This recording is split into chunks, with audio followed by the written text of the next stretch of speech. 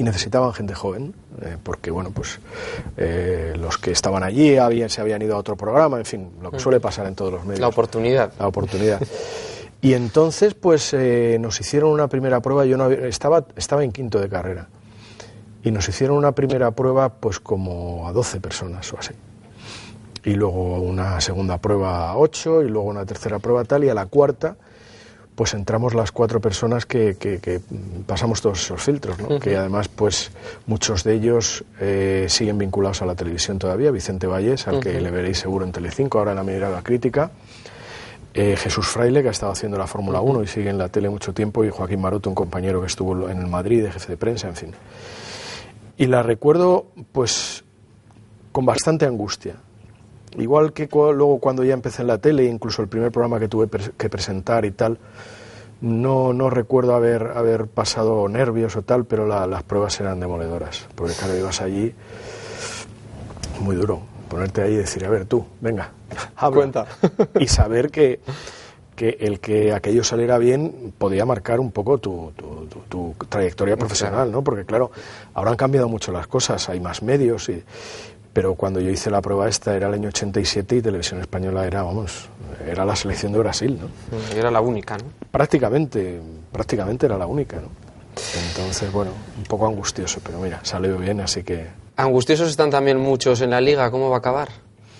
Bueno, hay poca angustia, salvo por abajo, que yo por creo abajo, que... sobre todo por abajo, y ahora por ahí, vamos a entrar a eso. Pero fíjate, hombre, claro, esto es decírselo a los equipos que están implicados en el descenso, como el Zaragoza, como Osasuna, como el Recreativo y tal, pues es difícil que lo entiendan, ¿no? Pero realmente no es fácil que en la Liga, a 5 jornadas del final, haya 2 plazas de descenso prácticamente decididas ya, ¿no? Como es el caso del Levante y el Murcia, con lo cual solamente hay una. Es decir, que a pesar de que estén muy mal, estén en una muy buena situación. Es decir, solamente uno de esos equipos va a caer, ¿no? Y bueno, pues es duro. Y luego por arriba pues está bastante clara la cosa en cuanto al título, y bueno, a ver qué pasa con la segunda plaza, quizás es lo que más está ahora. Y la otra de la Champions, la cuarta. ¿Por qué solamente se habla, y estoy generalizando un poco, puedo pecar de injusto, solo se habla del Real Madrid y del Barça? En general, pues, en los medios de comunicación nacionales, ¿por qué Osasuna sale tan poco? Ya. ¿Sabes qué pasa? Que luego, por ejemplo, en Zaragoza dicen lo mismo, y en Sevilla dicen lo mismo, y en Valencia dicen lo mismo, y en Villarreal. Y hombre, yo estoy convencido que cuando mucha gente dice una cosa tienen bastante parte de razón, ¿no? O sea que... Lo que pasa que nosotros, y eso sí te lo digo por conocimiento de causa directo, nosotros tenemos un gran dilema en la televisión, y un poco una esclavitud, que son las audiencias. Entonces, incluso aunque nosotros como televisión pública tengamos un margen un poco mayor que las televisiones privadas, nosotros tenemos cada día el minuto a minuto de lo que has hecho el día anterior, y vosotros lo sabéis también aquí, ¿no? Y eso es un poco ingrato, y es un poco cruel, y también es una guía hacia dónde tienes que ir. Entonces, indiscutiblemente, el minuto de oro de casi todos los telediarios es cuando hablas del Madrid o del Barcelona, y la audiencia baja cuando no hablas del Madrid y del Barcelona. Esto no es un dogma, ¿no?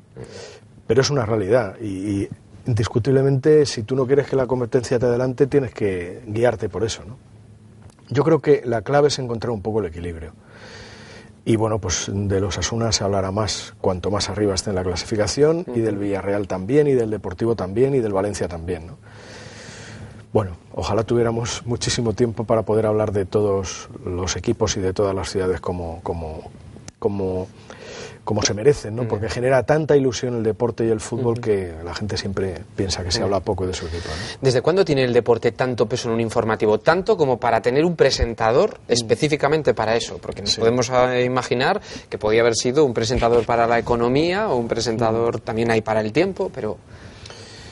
Bueno, pues eso es otra realidad, ¿no? Indiscutible. El periódico más leído es un periódico deportivo, los programas de televisión más vistos cada año de la lista de los 20, 17 o 15 o 18, depende del año, son programas deportivos, la mayoría fútbol, pero bueno, ahora está también la Fórmula 1, las motos, el baloncesto.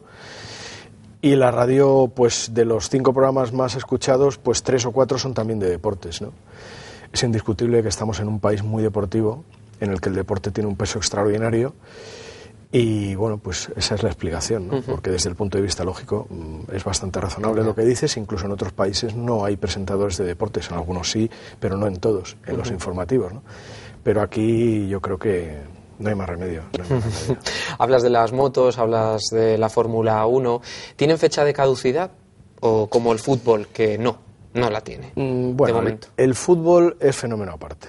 Es decir, el fútbol es una religión en nuestro país, entre comillas lo de religión, y entonces es un fenómeno aparte, un fenómeno sociológico que arrastra a gentes de toda edad, de todo sexo, de toda condición, de toda profesión. Entonces el fútbol yo creo que no se puede ni analizar desde un punto de vista racional porque lo que sucede es ilógico, ¿no? O sea, las mayores manifestaciones que ha habido en Vigo o en Sevilla fue aquel año que les bajaron a segunda división por un problema. Y entonces la gente se echó a la calle como no se ha echado para ninguna otra cosa, lo cual es una barbaridad, ¿no? Pero es así. El resto de deportes funcionan mucho en función de que haya un deportista español en la superélite. Es decir, la Fórmula 1 hasta hace 4 o 5 años era un deporte minoritario y ahora está donde está. Con el baloncesto, pues un poco lo mismo. Con las motos, bueno, es un deporte que se mantiene porque siempre tenemos pilotos ahí. El concepto y la clave de todo es que haya un deportista español luchando con los mejores del mundo en lo que sea. En tenis ahora con Rafa Nadal, por ejemplo. Siempre que haya eso, el deporte en cuestión pega una subida muy fuerte. Bueno, aquí lo sabéis perfectamente con Miguel Indurain, ¿no?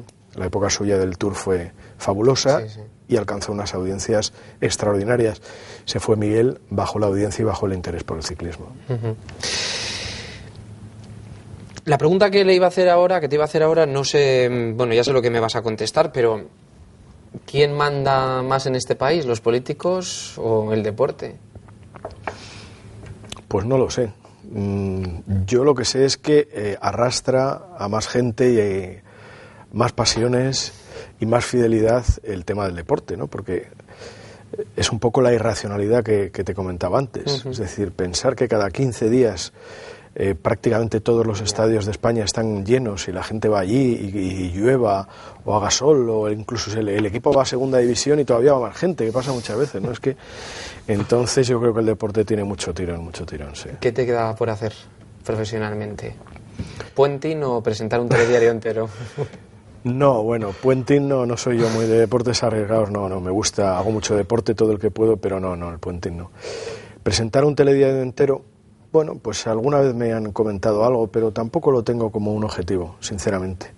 Yo el objetivo es el informativo del fin de semana que viene, hacerlo lo mejor posible, prepararme lo mejor posible y vamos, pensar que todo lo que has hecho hasta ahora no vale de nada. Lo que vale es lo que vayas a hacer mañana, porque no creo que sirva de mucho si pierdes un poco la línea y pierdes la rigurosidad y el trabajo.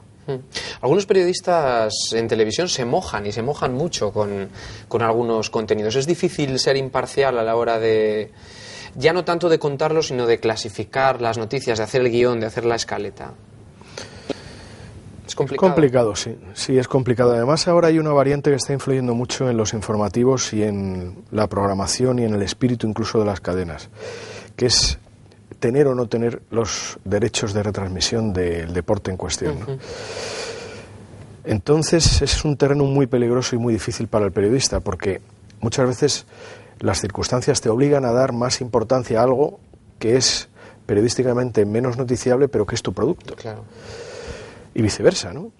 Y entonces eso está cambiando un poco los escalones. Y a mí me da un poco de miedo eso, porque yo creo que nosotros somos periodistas y no podemos estar al margen y a espaldas de lo que la gente quiere ver, sobre todo en un informativo, ¿no? Porque a ti te van a ver no porque des mucho de algo, sino porque pienso yo lo que des sea equilibrado. Lógicamente hay que dar más de lo que es más importante, pero sin perder de vista que aunque un producto no sea tuyo, Alonso no es nuestro de Televisión Española, pero Alonso ahora mismo es un fenómeno deportivo, televisivo, social. Entonces, bueno, pues eso me da un poco de miedo. Y en cuanto a lo de ser imparcial, yo creo que hay algunos temas en los que hay que mojarse. El tema de la violencia hay que mojarse y hay que acabar con ella. En el tema del dopaje hay que mojarse y hay que acabar con él. Y yo creo que ahí no hay que ser equidistante. En las demás cosas, Pues yo, por la experiencia que tengo, cuanto menos te mojes mejor, no por nada, sino porque aunque tú hagas una cosa con la mejor intención posible, siempre hay alguien que la interpreta de